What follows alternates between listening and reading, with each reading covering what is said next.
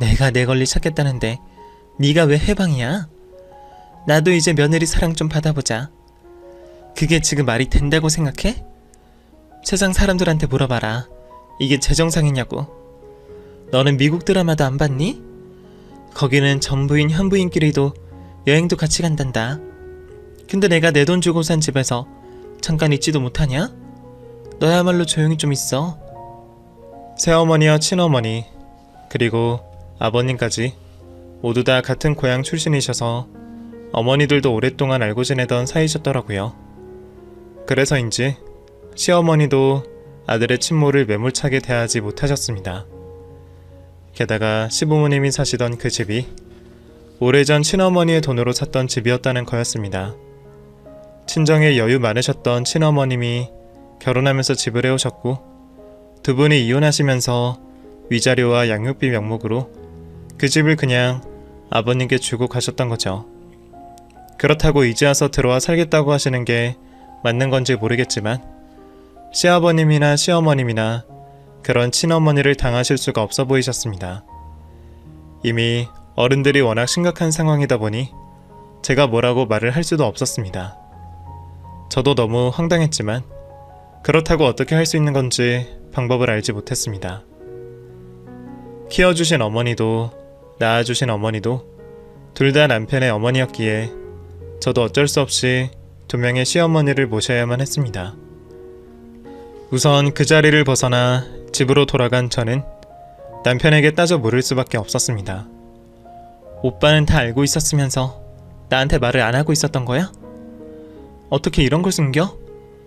갑자기 나더러 시어머니가 두 분이나 그러면 내가 어떻게 받아들여야 돼? 나도 어머니가 끝까지 이러실 줄은 몰랐어. 어머니가 평소 내 학비며 이것저것 도움은 주셨지만 왕래가 많았던 것도 아니고 자식한테 목숨 거시는 분도 아니었거든. 그러니까 이혼하고 친권을 포기하셨지. 근데 갑자기 며느리를 보시겠다고 그러시니까 나도 부모님도 당황스러웠지. 그렇다고 내가 키워주신 엄마 두고 친어머니를 혼주석에 앉힐 수도 없고 장인어른이랑 너 앞에서 콩가루 집안 같은 그런 모습을 보일 자신도 없었어. 나도 말해야 한다 생각했는데 정말 뭐라고 해야 할지 몰라서 그랬어. 지연이 너가 조금만 이해해주면 안 될까? 얘기를 듣고 나니 남편의 입장도 이해가 안 가는 건 아니었습니다. 제가 겪어본 것은 아니지만 저에게도 어머니라는 존재는 소중하기에 남편은 키워준 정과 낳아준 정 둘 다 외면할 수 없을 거라는 생각을 했습니다. 하지만 그 후로 제게 그런 순환이 펼쳐지게 될 줄은 몰랐습니다. 남편의 친어머니는 정말로 시댁에 놀러 앉으셔서 시어머니 대접을 기다리고 계셨고 저는 시어머니와 친어머니 사이에서 괴로울 수밖에 없었습니다. 두 분을 따로따로 뵐 때면 괜찮았어요. 지연아, 뭐 갖고 싶은 건 없니? 엄마랑 쇼핑이나 갈까? 아니면 뭐 먹고 싶은 건 없어? 금전적 여유가 많으신 친어머니는 제가 말하지 않아도 비싼 선물까지 해주시며 제게 해주고 싶으신 게 많으셨습니다. 처음부터 절 예뻐하셨던 시어머니도 마찬가지셨어요. 친어머니처럼 선물 공세를 하시는 건 아니었지만 맞벌이하는 저희가 밥이라도 잘 챙겨 먹겠냐며 매번 반찬들을 싸다 주시고 제 건강 걱정을 많이 하셨습니다. 지연아, 요즘 회사가 바쁘다며 밥은 잘 챙겨 먹고 있니? 내가 반찬 좀 해주려고 그러는데 지연이 네가 뭘 좋아하나 해서. 저번에 보니까 조개젓도 잘 먹던데 뭐 가리는 거나 싫어하는 건 없나? 민철이 신경 쓰지 말고 지연이 네가 좋아하는 거 말해봐. 내가 해주마. 시어머니가 두 분이라 시집살이도 두 배일까 걱정했던 것과 다르게 두 분 다 제게 잘해주시니 감사하기는 한데 그런 시어머니들 사이에 신경전이 팽팽했습니다. 두 분은 제게 잘해주시는 것만큼 제게 인정을 받고 싶어 하셨습니다. 두 분은 서로 조금이라도 더 시어머니 대접을 받고 싶어 하셨고 다같이 한자리에 있을 때면 늘 저를 두고 경쟁하고 싸움을 벌이셨습니다. 지연아, 다음 주에 엄마랑 쇼핑이나 가자. 내가 알아서 고르려고 하니까 어렵네. 돈 걱정하지 말고 너 갖고 싶은 거 다 사자. 언니가 지연이 엄마야? 시어머니가 친정엄마처럼 편하지도 않을 텐데 왜 자꾸 같이 다니려고 해? 그리고 지연이 불편하게 왜 엄마라 그래? 그런 것 좀 하지마 정말. 내가 지연이랑 가까워지는 게 샘나서 그러지? 너야말로 바쁜 애한테 자꾸 전화하고 안부 묻지나 마라. 며느리들이 제일 싫어하는 게 시무전화야. 너야말로 시집살이 시키는 거 아니니? 뭐? 아니 이 사람이 정말 보자니까. 두 분이 제 앞에서 그렇게 싸우시는 걸 보면 저는 어디론가 사라지고 싶은 심정이었습니다. 안 그래도 두 분이 공존하시는 그 상황이 받아들이기 어려운데 어른들이 저를 사이에 두고 싸우시면서 서로 편을 들어달라 하실 때면 저는 이도저도 못하고 섭섭한 눈치를 받을 수밖에 없었어요. 그럴 땐 시아버님과 남편이 가만히 있기만 했던 것은 아닙니다. 친어머니에게 언제까지 집에 있을 거냐며 돌아가라 말하기도 하고 말려도 보았지만 매번 경제적인 이유로 협박을 하는 친어머니를 이길 사람이 없었습니다. 저희도 시댁에 도움받은 것이 있기에 거기에 할 말이 없었죠.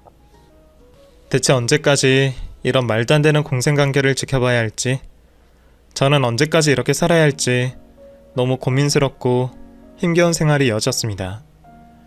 저를 두고 싸우시는 시어머니들 때문에 매일같이 시댁을 불려다니면서 시댁 문제로 골머리를 썩다 보니 정작 행복하고 끼가 쏟아져야 할 저희의 신혼은 시작하지도 못하게 되었습니다.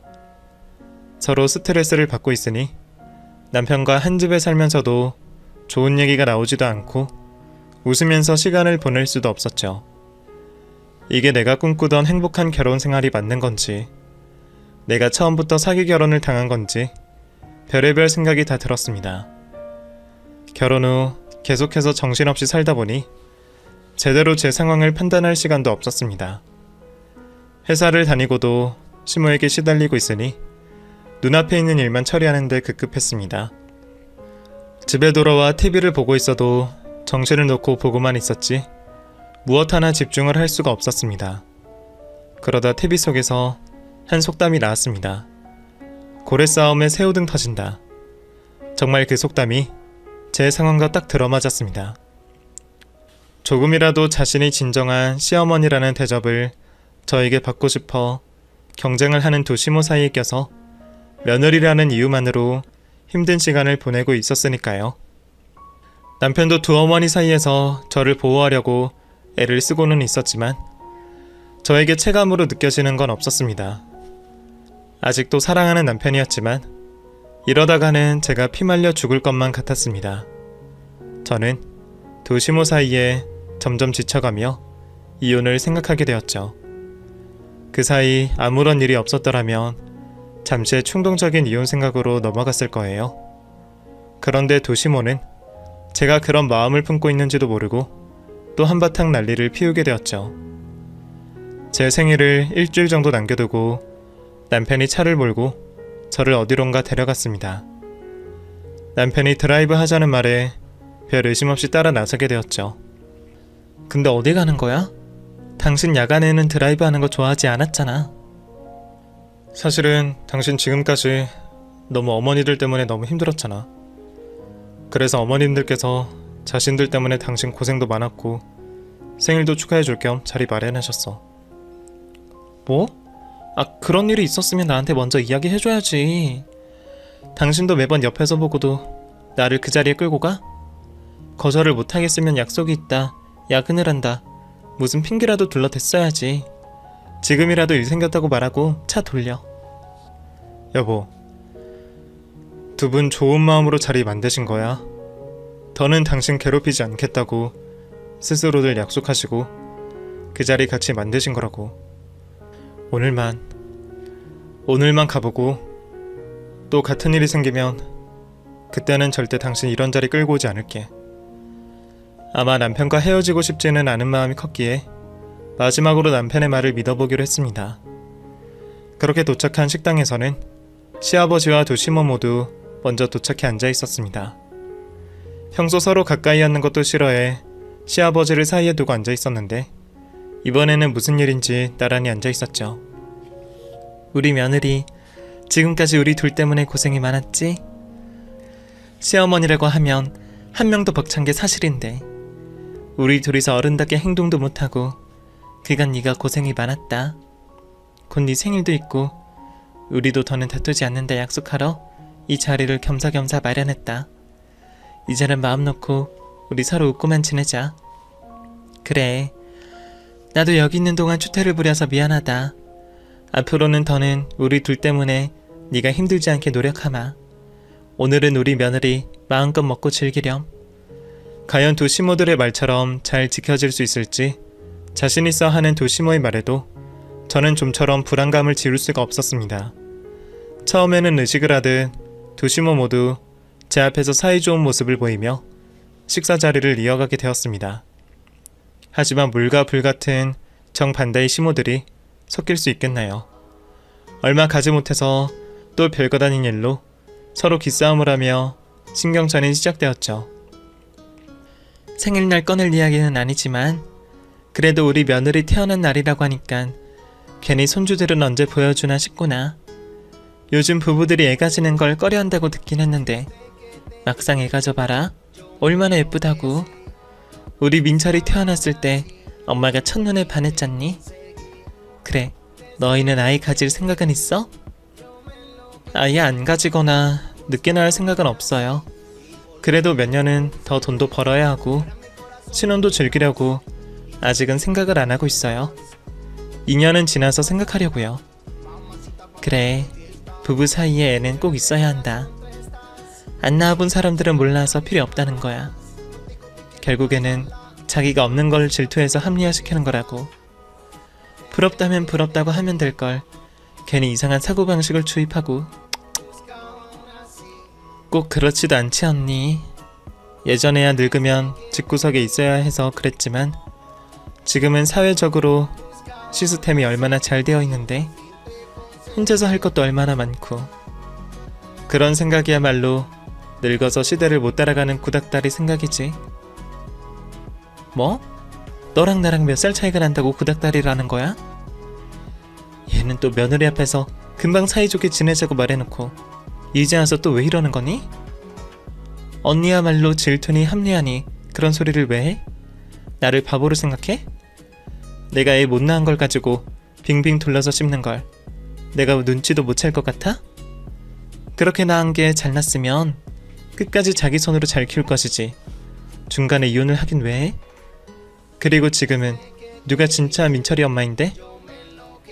어디 가서 매번 친모하는 소리가 불쌍해서 이번 일도 봐주고 넘어가려고 했더니 당신이 왜 민철이 엄마야? 왜? 이혼하고 언니가 민철이 호적에 데려갔어? 뭐? 이게 너 애도 안 낳아본 게 무슨 엄마라고, 어? 잠깐 맡아서 키워준 게 엄마야? 지연아, 이런 여자한테 괜히 시어머니라고 예의 갖추지 마라. 아니 너도 말해봐라. 잠깐 맡아서 키워줬다고 엄마니? 부모라고 하지. 아이고 누가 할 소리를. 지연아, 너 혼인신고할 때 민철이 등본 팠지? 거기에 내 이름 있는 것도 그것만 봐도 법적으로 누가 네 시어머니인지 보여주는 거다. 저런 여자한테 괜히 말 높이고 하지마. 아줌마야, 그냥 아줌마. 싸울 거면 둘이서 해결할 것을 가지고 또 저를 이리 땡기고 저리 땡기면서 저를 가운데 두고 다투기 시작했죠. 반나절도 가지 못해 다투는 두 시모의 모습을 보니 정말 더는 참을 수가 없었습니다. 그 전까지 가지고 있던 스트레스까지 함께 폭발해버린 저는 자리에서 일어나 가족들이 모두 있는 상황에서 폭탄 선언을 하게 되었습니다. 그만, 제발 좀 그만해요. 왜 또 나가지고 난리들이에요? 어머님들 두 분이야 맨날 다툰다고 해도 도대체 왜 아버님이랑 당신은 이 상황을 지켜보고만 있는데? 지긋지긋하지 않아? 아니면 내가 두 사람 사이에서 괴로워하는 모습이 즐거워? 그런 거야? 내가 요 며칠 계속 생각해봤어. 당신이랑 결혼하고 정신이 없어서 생각을 못했는데 애초에 당신이 집안 사정 이야기하지 않았던 것부터 문제가 있었던 거라고. 설령 지금같이 어머니와 친어머니 사이를 예상하지 못했더라도 이 상황까지는 오지 않게 알아서 대처했어야지. 며느리인 내가 중간에 껴서 시달려야 하는 거야? 나는 무슨 힘이 있다고. 나 당신이랑 더는 못 살아. 아버님이나 당신이나 두 어머니께 모질게 못한다는 걸 지금까지 내 눈으로 봐왔어. 나도 아직 당신 사랑하지만 이런 방식으로 더는 버티지 못하겠어. 우리 이혼해. 뭐? 여보. 지원아. 착한 우리 며느리가 우리 때문에 화가 많이 났구나. 우선은 진정해라. 우리가 널 두고 싸운 게 아니라 서로 생각이 달라서 감정이 좀 격해져서 그렇지. 토론을 하고 있었던 거야. 맞지 언니? 그래 지연아. 오해하지 마라. 응? 네가 오해했다면 그렇게 생각하게 만들어서 미안하다. 거기다 민철이랑 이혼이라니. 잘못을 했어도 우리가 잘못했는데 민철이가 무슨 잘못이 있니?